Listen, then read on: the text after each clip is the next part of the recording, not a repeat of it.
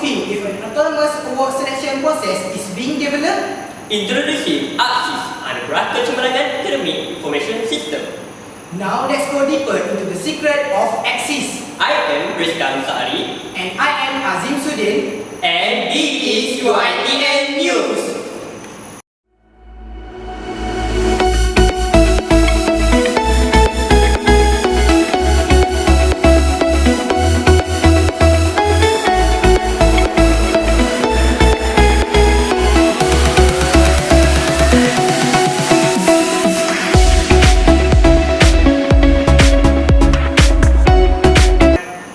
Performance appraisal and award selection is a big issue in communities nowadays. Lack of transparency, favorable behavior or attitude, as well as sense of injustice, cause stress and depression among employees, students, and the communities. Responding to this problem, AKSIS was developed. What is AKSIS? AKSIS is Anugerah Kecemerlangan Information System. Targeted for university students, this autonomous award selection and nomination system is capable to automatically nominate qualified students for certain awards. In terms of architecture, AKSIS have two phases. The first phases involve student and second phases involve AKSIS system, HCP, student and KPP. For the phase 1, firstly, the student need to read the rule and regulation. Secondly, student register the nomination of award using AKSIS system. Then, the student need to register the activities based on 4 criteria that have been stated by HCP, which is achievement, position, involvement, and participation. After the student have finished fill the form, they will be notified by email about the completed registration. Second phase is where the AKSIS system logic automatically select qualified candidate and then nomination list will be generated by the system. After that, student nomination will be confirmed by special meeting.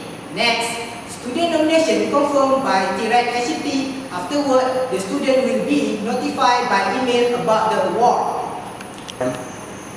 For the novelty, the first is autonomous award nomination. Each function allows automatic nomination of students that qualify for certain award. Second novelty is e-validity, which is determine the authenticity of the certificate or evidence of the student nomination. Next, the novelty is e-ranking, that have award selection committee. By using the AKSIS, this system will automatically calculate the ranking based on the criteria that have been stated by the HCP. Next is gap validity, means that it can determine the gap between apply and improvement. Negative mark indicating a lower validity of applications.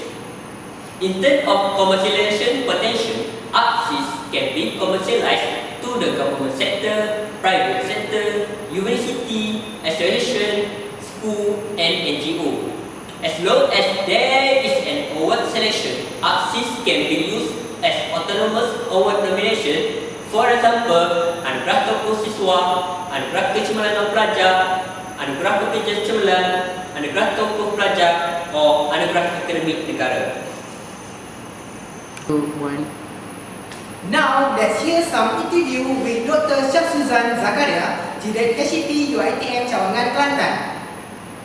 Ada saudara Rizkan, saudara Azim dan juga pensyarah-pensyarah daripada Fakulti Pengurusan Maklumat UITM Cawangan Kelantan di atas kejayaan membangunkan AKSIS sistem ataupun sistem bagi penilaian anugerah kecemerlangan siswa.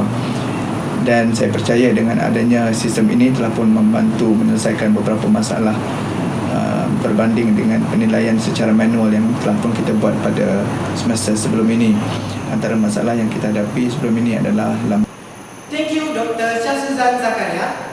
As a conclusion, AKSIS help to improve the transparency of award selection process, reduce depression, and enhance the workflow of award management. AKSIS eliminate favorable attitude, meaning if you are qualified for the award, you will be nominated. no person, rule or underground agreement can stop you from what you are meant to be. Reduce chronism, improve transparency, the world will be a happier place to live. Thank you. Assalamualaikum and salam sejahtera.